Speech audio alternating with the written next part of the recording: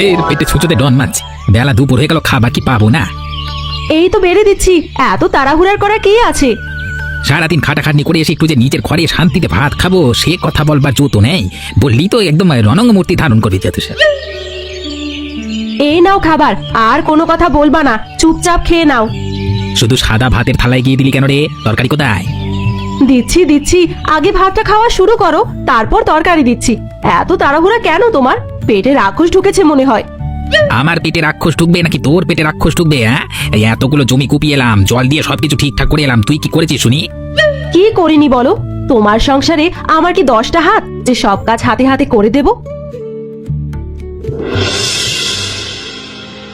এই নাও লাউয়ের ঝোল আর লাউয়ের খোসা ভাজা।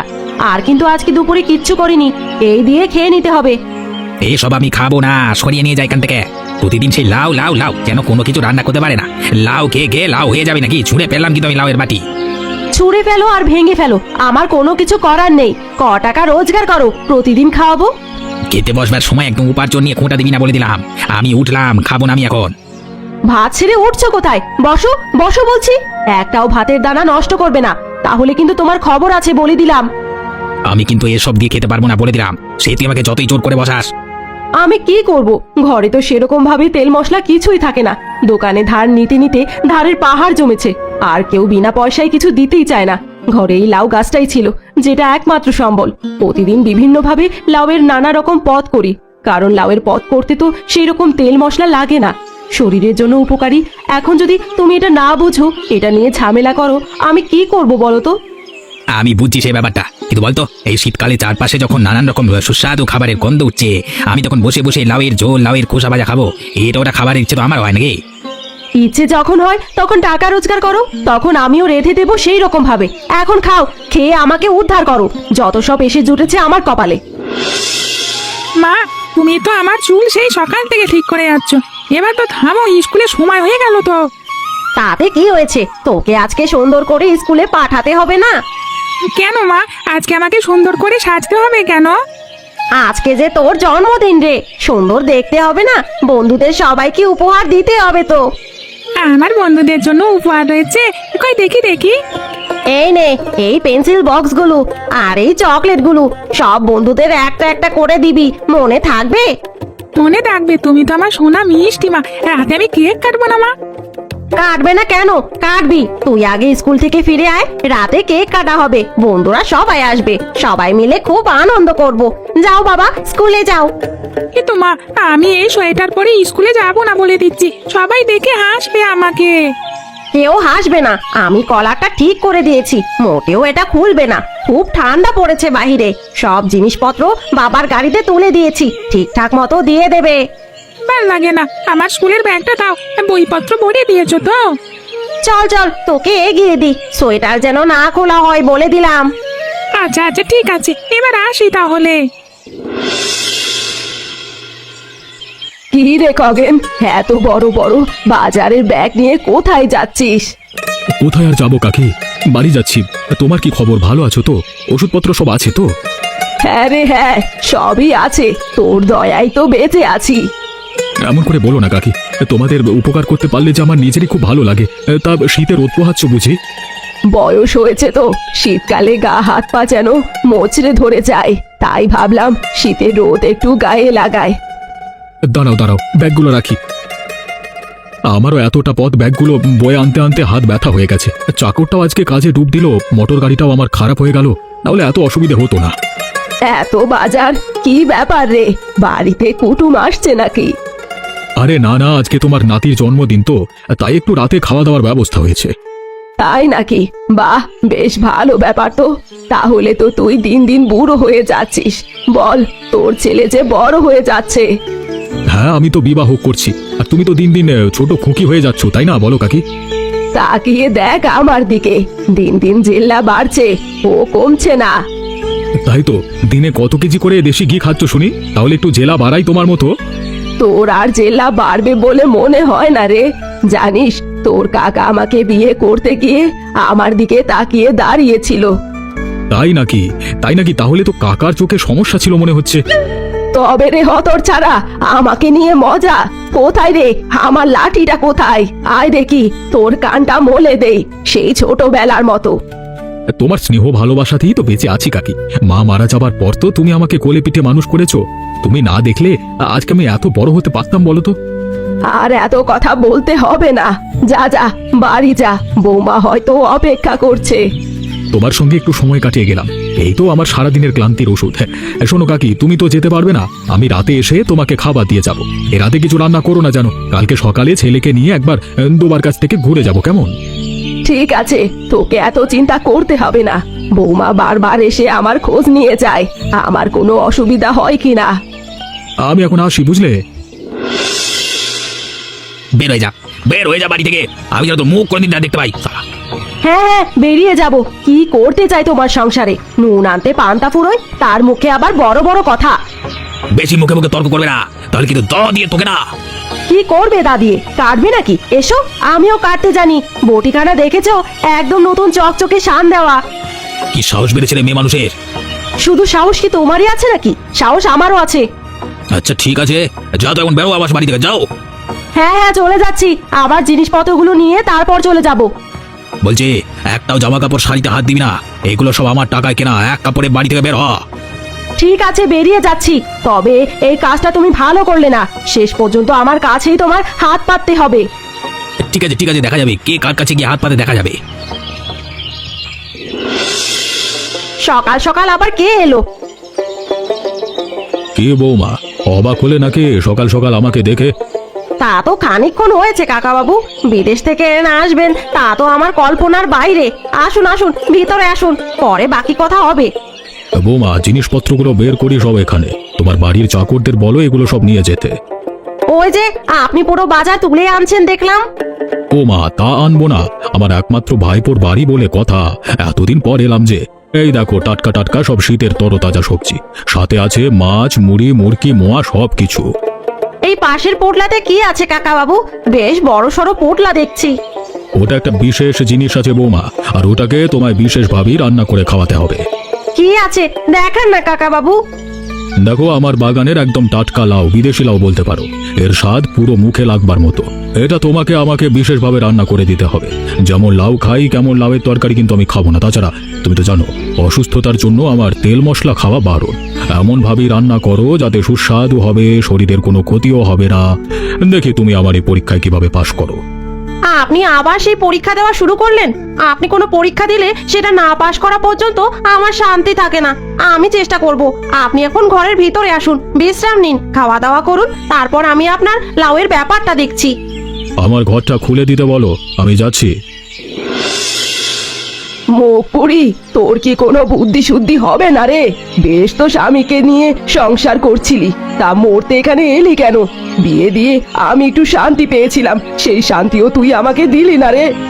কি করব বলো, তোমার জামাই 1 টাকাও রোজগার করতে পারে না, এদিকে বাবু আমি চালাই।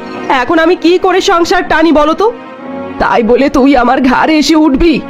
তুমি আমাকে এভাবে বলবে না দিদা, আমি তো তোমার একটা মাত্র 2 সম্পর্কের নাতনি। বলো তাহলে, দাও না আমাকে থাকতে তোমার কাছে, তোমার সব কাজ আমি করে দিব।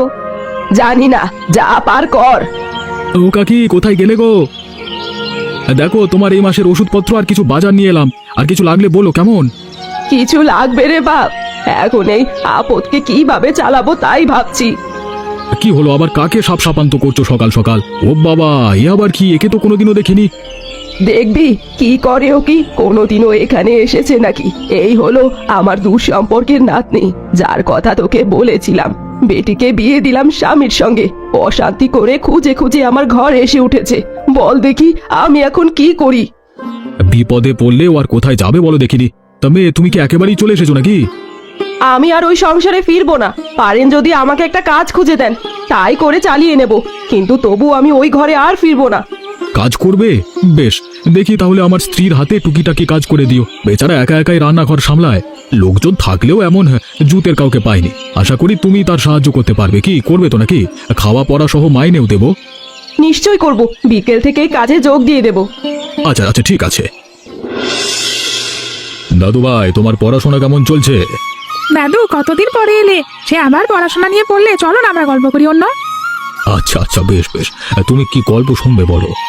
শুধু গল্প শুনবো না, সাথে তোমাকে অভিনয় করেও দেখাতে হবে। ঠিক আছে ঠিক আছে, আপনার যা হুকুম। তাহলে আমাকে সেই ভাল্লুক ধরার গল্পটা বলো না দাদু। ও, সেই গল্পটা শুনবে? তবে শোনো, অনেকদিন আগে আমাদের গ্রামে অনেক বৃষ্টি হয়েছিল, নদীতে বান এসেছিল। সেই বন্যায় পুচকে একটা ভাল্লুক বাচ্চা ভেসে এসেছিল, তাই তো দাদু? দাদু ভাই তো সবই জানে। আগের বার তুমি এই গল্পটা আমার কাছে করেছিলে, আমি তো জানি। ও দাদু ভাই, তুমি ঘোড়া হও, আমি ঘোড়া ঘোড়া খেলবো তোমার সাথে। বেশ বেশ, বসো বসো, আমার কাঁধের উপরে বসো। হ্যাঁ, টকবক টকবক চলছে ঘোড়া, টকবক টকবক চলছে ঘোড়া। থাক দাদু, এবার নামিয়ে দাও আমাকে। কেন কেন নেমে যাবে কেন? তোমার কষ্ট হচ্ছে, বাবার উপর চললে তো সবাই বাবাই হাঁপিয়ে যায়, তাহলে তুমিই কেন কষ্ট পাবে না? তোমার বাবার মতো এত নরম শরীর নাকি? একদম ব্যায়াম করা বডি আমার, বুঝলে দাদু ভাই? অত সহজে আমার লাগে না। ঠিক আছে, তবু আর আমরা ঘোড়া ঘোড়া খেলবো না কেমন? আমরা এখন পশু পাখি চিনবো। চলো দাদু, কিন্তু সব বিদেশি পশু পাখি, কিন্তু মা বলেছে তুমি নাকি সব পশু পাখির নাম জানো। তুমি নিয়ে এসো, আমি বলে দিচ্ছি এক একটা। বইটা নিয়ে এসো, দেখি যে বইটা তোমাকে দিয়েছে সব পশু পাখির ছবি আছে তাতে, কি সব। যাও যাও। তুমি কিন্তু খুব করিতকর্মা মেয়ে, আমার তোমাকে বেশ পছন্দ হয়েছে। সত্যি বলছেন গিন্নিমা? এতদিন তো মনের মতো কাজের লোক পাইনি বলে একা একা সব করেছি, তোমাকে পেয়ে এবার নিশ্চিন্ত। তোমার শ্বশুর বাড়ি কোন গ্রামে শুনি? আমার শ্বশুর বাড়ি এই মব্বল থেকে প্রায় 20 কিলোমিটার দূরে। বাবারে, সে তো অনেক দূর গো। হ্যাঁ গো হ্যাঁ, তা এই বড় লাউ এখানে কি করছে গো? রান্না করবে বুঝি এটা? বাবারে, কত বড় লাউ! কখনো এত বড় লাউ দেখিনি আমি। হ্যাঁ গো হ্যাঁ, আমার যে কাকা বাবু এসেছেন উনি এনেছে, উনি নিজের হাতে ফলিয়েছে এই লাউ। কিন্তু এই লাউ দিয়ে যে আমি ওনার জন্য কি রান্না করব আমি নিজেই বুঝতে পারছি না। দিদি, লাউ দিয়ে যে কত প্রকারের রান্না করা যায়, আর তোমার রান্নার হাত তো খুব ভালো। আরে ব্যাপারটা সেটা নয়, কাকা বাবু এমন এক পদ খেতে চেয়েছেন যেটা খেতে খুব সুস্বাদু হবে, কিন্তু প্রতিদিনের লাউয়ের মতো পদ নয়। আবার সেটা যেন তেল মশলা বিহীন হয়, বেশি তেল মশলা দেওয়া যাবে না, আর অন্যরকম ভাবে সুস্বাদু ভাবে রান্না করতে হবে। বলো দেখি, এই পরীক্ষায় আমি কি করে পাশ করি? চেষ্টা করব দিদি, যদি তুমি অনুমতি দাও। আমি কিন্তু লাউয়ের অনেক পদ রান্না করেছি তেল মশলা ছাড়া। এই লাউ নিয়েই তো যত ঝামেলা।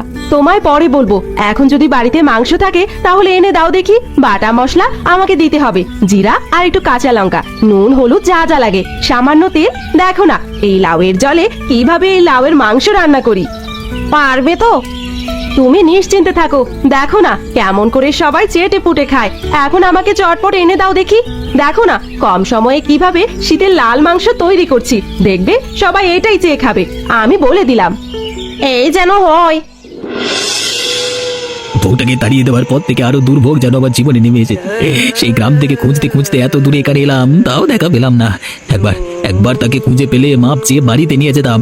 আবার আবার বাড়ি যে যাবো বলছি, তারও উপায় নেই। মহাজন তো ঋণের বাড়িটাও দখল করে বসে আছে। অনেকদিন ধরে নজর রয়েছে আমার এই দোকানের উপরে। হ্যাঁ, দিনের বেলায় এত পরিমাণে লোকজন থাকে যে কিছু করবার উপায় থাকে না। রাতের বেলাও সামনে জোরালো লাইটটা এত জোরে জ্বললে সবকিছু দেখা যায়, কিচ্ছু করতে পারি না। গয়নার দোকান লুট না করলে আমার শান্তি নাই। আস্তে আস্তে শীত কেটে ঢুকতে হবে। লোকটা বলে কি, লোকটা দোকানে লুট করবার কথা বলছে মনে হচ্ছে। চোখের সামনে একটা মানুষের সর্বনাশ আমি দেখতে পারবো না। মালিককে তো আমি চিনি না, আমি চেষ্টা করবো এই চুরি আটকানোর। তোকে দেখাচ্ছি মজা, চুরি করতে আসা দেখাচ্ছি তোর। দাঁড়া দাঁড়া, এই ভাঙলাম তালা। এবার এই নে মাথায় বাড়িকা। একে মারলো, মাথায় উড়িয়ে বাবা, মাথা ফিরে যাচ্ছে, মনে হচ্ছে মাথা রাখতে পারছি না, এই যন্ত্রণা করছে। আমি আর চোখে কিচ্ছু দেখতে পাচ্ছি না বাবা। আর কিছু দেখতে পাবি না, মাটিতে লুটিয়ে পড়বি সালা। তোকে আমি দেখে নেবো। আমাকে তোকে দেখতে হবে না, আগে নিজেকে দেখ। থাক এখানে বন্দি হয়ে সারা রাতের দোকানের ভেতর পড়ে, আমি চারপাশের লোকজন করে খবর দিই। অমৃত মাগো, কি খাওয়ালে বৌমা তুমি আমাকে। নতুন কিছু লাউ দিয়ে খেতে চেয়েছিলাম বটে, তবে তুমি যে এত সুন্দর রান্না করবে এটা ভাবতে পারিনি। সত্যি বলছেন কাকা বাবু? সত্যি আপনার ভালো লেগেছে? ভালো লেগেছে মানে, এমন খাবার আগে কখনোই খাইনি। যেমন রান্না তেমনই সবকিছু পরিমাপ করে দেওয়া, তেল মশলা কোনো কিছুরই আধিক্য নেই। রান্না একদম ফাটাফাটি হয়েছে। আমাকে কিন্তু এই পদ আবার করে খাওয়াতে হবে বৌমা। সে না হয় খাবো, কিন্তু এই যে আপনি বলছেন এই কৃতিত্ব কিন্তু আমার নয়, এই কৃতিত্ব কিন্তু অন্য কারোর। কে করেছে এমন সুস্বাদু রান্না শুনি শুনি, তাকে চোখে দেখবার সৌভাগ্য কি আমার হবে না? হবে না কেন? সে তো আপনার চোখের সামনেই আছে। এই যে আমাদের নিশা, ওই তো রান্না করেছে। লাউ মাংসর সবকিছু ওর মাথা থেকেই বেরিয়েছে। আমি তো ভেবেই পারছিলাম না কি রান্না করব। ওই তো বুদ্ধিখানা বের করে রান্না করলো। তাই নাকি? বাবা বাবা বাহ, তুমি একদম আমার মনের মতো রান্না করেছো নিশা। একটা উপহারও আছে তোমার জন্য, এত ভালো রান্না করে খাওয়ালে। কি রে নিশা, খুশি তো?